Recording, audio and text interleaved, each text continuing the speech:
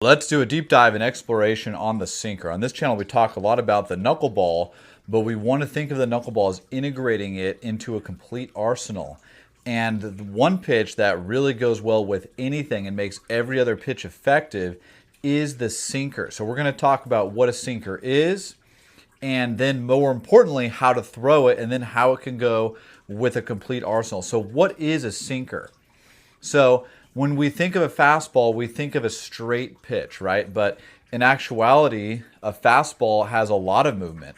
So in the major leagues, for example, an average fastball might have around 15 inches of vertical movement or rise, and that's the spin-induced movement from the Magnus effect like this. And what the way they calculate that is rise versus if the ball had no spin, okay? Because there's going to be the trajectory of the ball going down because of gravity, but because of the spin, it just goes down less. Now, a ball will actually not ever really rise unless you threw it, 150 miles an hour or it had impossible amount of spin. It's just going to sink less than if it had no spin at all. So that's the average rise.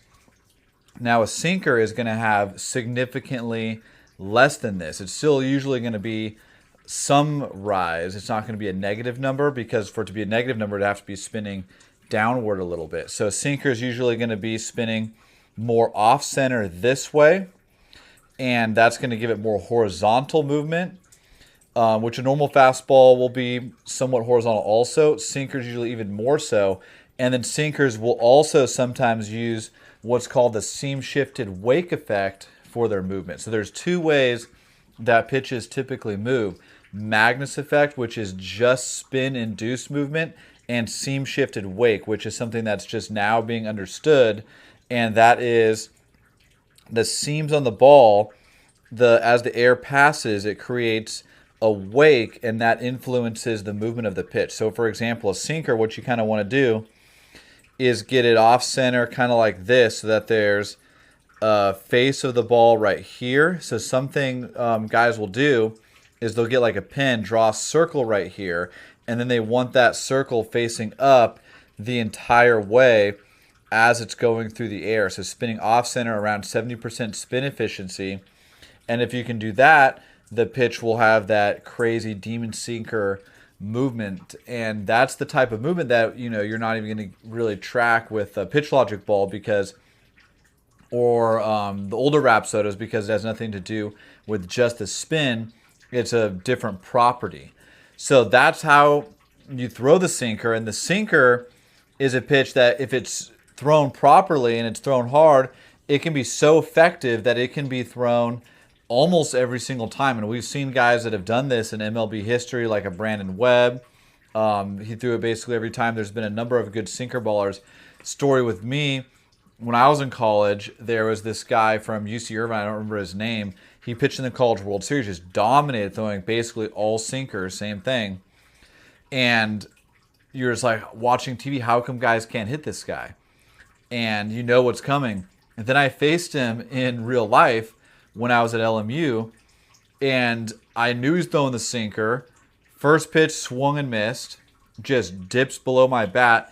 And then the next pitch, I'm thinking I'm going to swing 2 feet underneath this ball, try to pop it in the air, and I hit the top of the ball straight into the ground, and it bounces up, and I end up beating it out for a hit. So I got a hit off of him.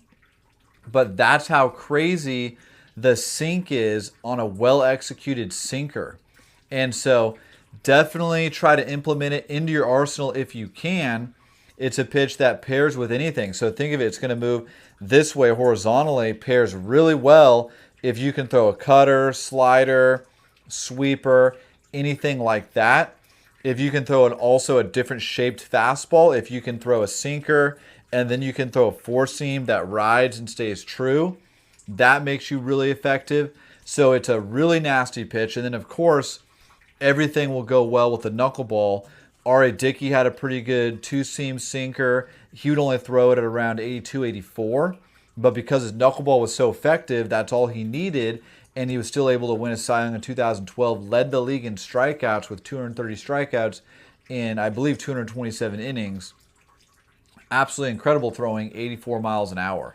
And so think about adding the sinker if you don't throw it already. If you just throw a two-seamer, think about tilting it a little bit to get that seam shifted wake movement. Think about drawing a circle right here and then having it stare up at you, and that will give you that type of movement. Think about different shifting of the ball in your hands, different finger pressures.